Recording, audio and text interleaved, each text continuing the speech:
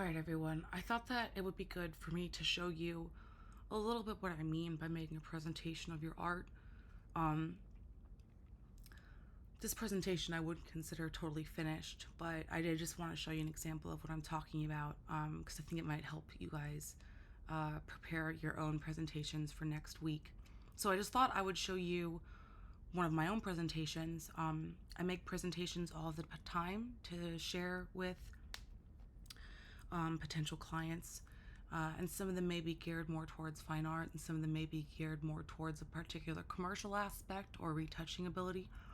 But I kind of start with this and I work off of this.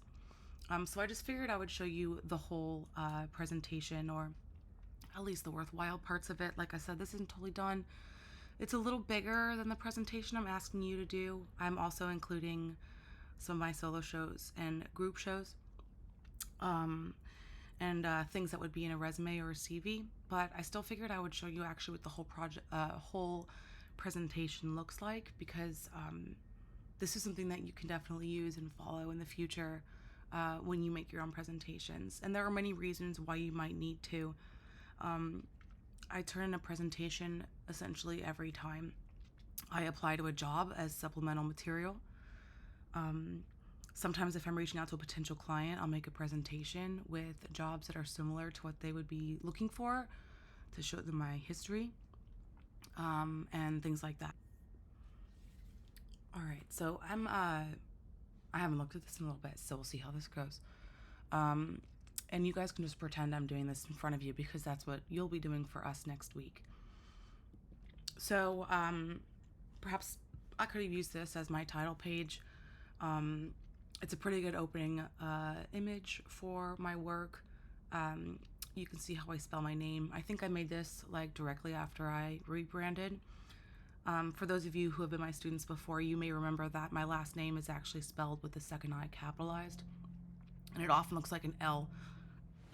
And it's been really hard for people to remember how to say my name, how to spell my name, or what my name is. So I now have these two lowercase i's, which is really nice relationship to the twinning stuff that I do. And of course, this image on the left here is showing that doubling that I do, as well as my blue that I'm known for using.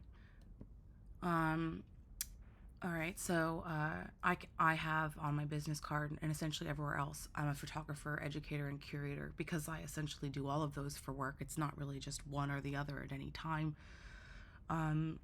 So that's kind of my catchphrase here. And this is a small explanation of the overall body of work, artwork, specifically fine artwork, but that's what we're talking about here. Where I'm describing how much pain I was in because of a pain crisis that I had a while ago. And how when I was in so much pain, I kind of always felt like I was mentally somewhere else, and how I used art to cope during this time as a source of relief, distraction, and a means to process. And this is why a lot of my work now explores things that are much bigger than the body and talk about the limitations of the body as opposed to the unlimited aspect of things like the cosmos and ocean and these other infinite spaces. Again, here I am kind of picking apart those terms that I have here as a photographer, an educator, and a curator. We're going to review a lot of this in the beginning. I'll touch on this, but in terms of a presentation for a fine artist, sometimes they don't really care that I teach. And then, of course, my curations, which have happened in many different capacities. So I'm saying here that what my work basically is exploring, which is the double. Some of you guys may be interested in talking about, I don't know, nature or life and death and the juxtaposition of that, or whatever it is. This is really good practice for us to start understanding what those words are, so that I can help you get to the perfect terminology to talk about your work. A little side note here, this isn't going to be the only time we present our work to each other in this class, just a little FYI. There I am educating, and then of course curating. So here you have a selection of my exhibitions. I suppose I could have labeled that up here, that it's not all of them, but it's some of them, and I have them separated. And there's a lot of ways you could apply this, you know, anytime you've been in a magazine or whatever else you might want to include. Um, anyway. All right, let's look at our work here. So, um, this work I call Infinity, and I have one sentence here describing that the project is an attempt to photograph and evoke concepts of balance and introspection, eliciting limitless horizons. So I have all of these different horizons that I've been taking for a few years. This is probably one of my most popular pieces in terms of showing and selling. And for those of you who have been in my class, you've also been hearing me agonize as I am animating them into gifts to also make NFTs. This next series is called Boundless. I showed this a while ago, and I called the exhibition Out of the Blue into the Void, and it had to do with, again, kind of being beyond the body and seeing, you know, being beyond the body essentially, right? So bear with me, guys. I'm doing this while I'm sick. So, you know, Carl Sagan, of course, says, you might have heard, we are all made of stardust or something to the likes of that. And that's something that I really love thinking about. You know, all that has been, always has, and always will be. And there's nothing new ever made or lost. And we're a part of that. And so sometimes when we think very limited, linear thoughts like our lifetime and things like that, we can sometimes lose how glorious it is, right? So these are all self-portraits where I kind of make my body into these landscapes that look very celestial. Synergy is a body of work I do with my sister. I do work with my sister very much, and I have been for a long time. I think it's pretty interesting to have an identical twin. I always called her my walking selfie. I think it's interesting that we all have a relationship with ourselves outside of our bodies, whether it's on social networking and our selfies. And just in my case, I have another reason I get to talk about this with my identical sister. So I think there's a lot that we learn about looking at our bodies that way. So here, this particular piece, it has a video as well where we're dancing. It's pretty cool, creepy. I don't think it's in this presentation actually, but I can show you guys.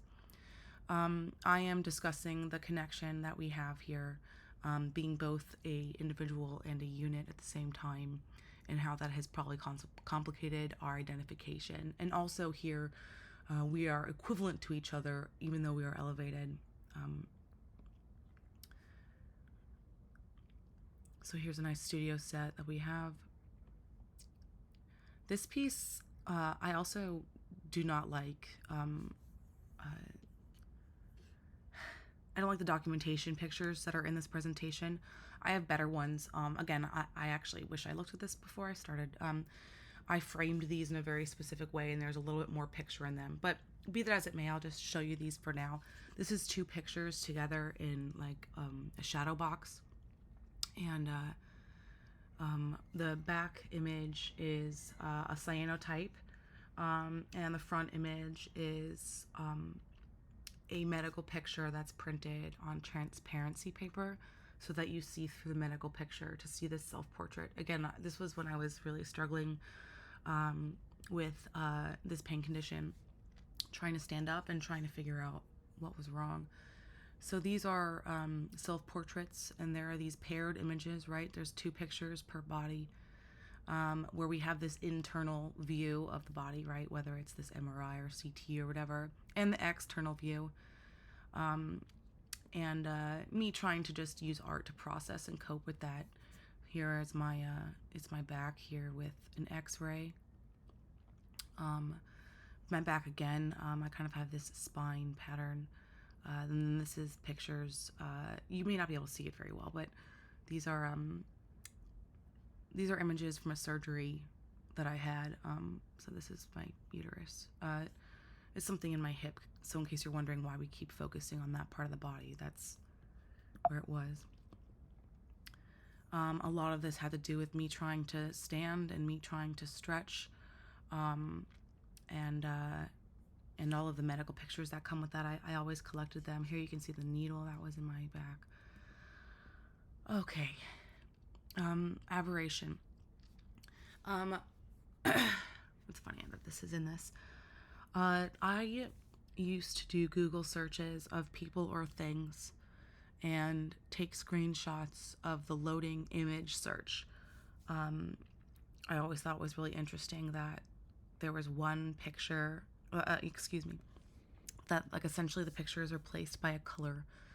And I was looking into how that color may have been decided by Google, right as the pictures are loading, why like this color represents the whole thing. I did this for terms. This one is identical twins, as well as portraits of people, my friends, and myself. Let's see. This is Pain. This is Ice Pack. This is one of my friends, Alana. This is my sister, Juliet Romeo. This is one of my good friends in Buffalo, Matthew.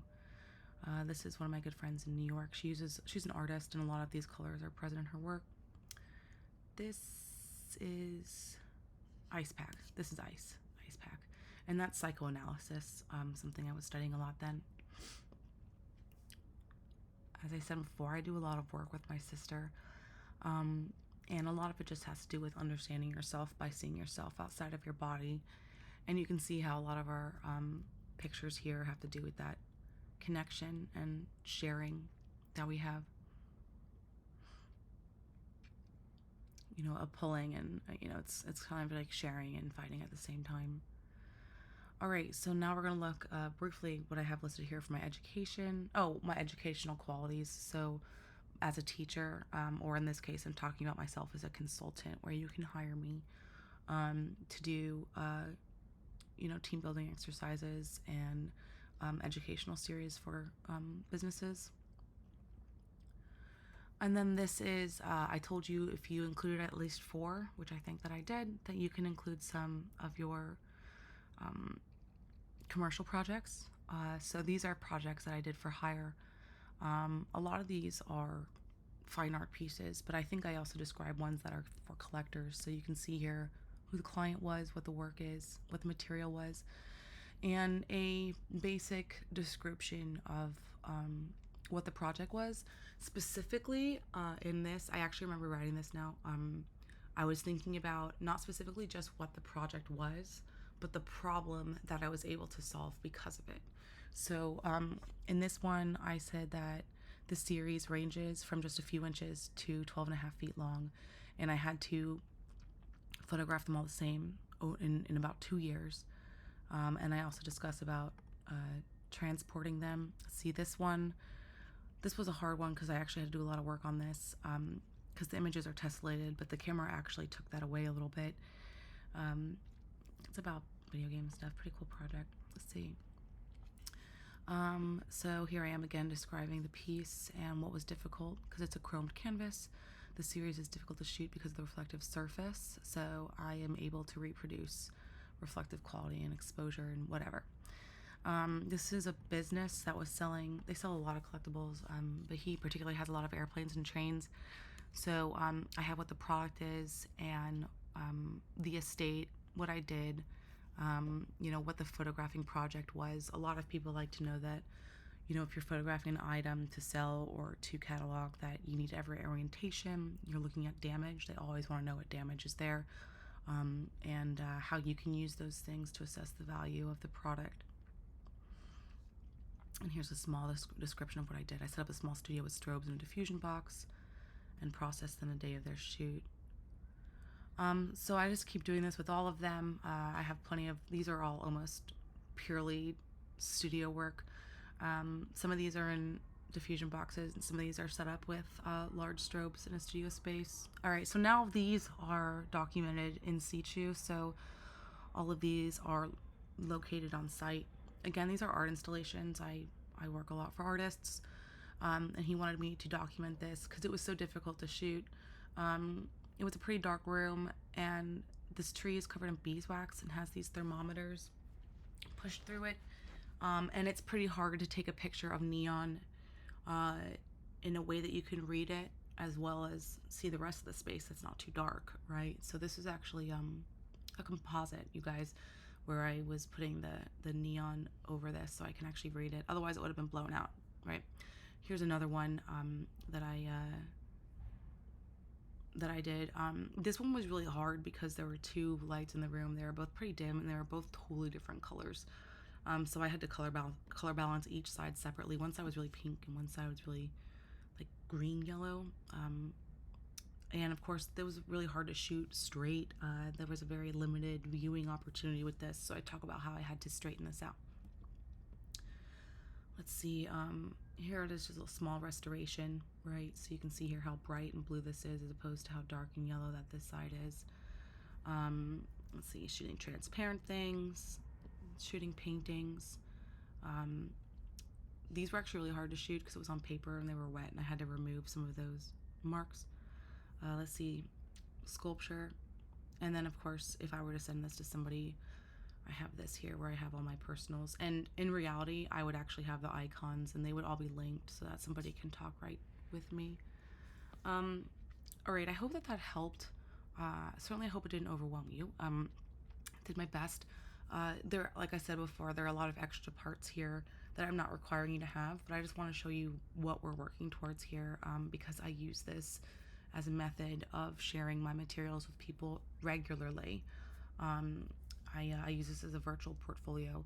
And there are so many applications to having this. And honestly, even if I'm applying to a job that's not asking me for all parts of this, I sometimes may include a little bit of it just to show them the breadth of my work. It all depends. So, all right, hope that helps.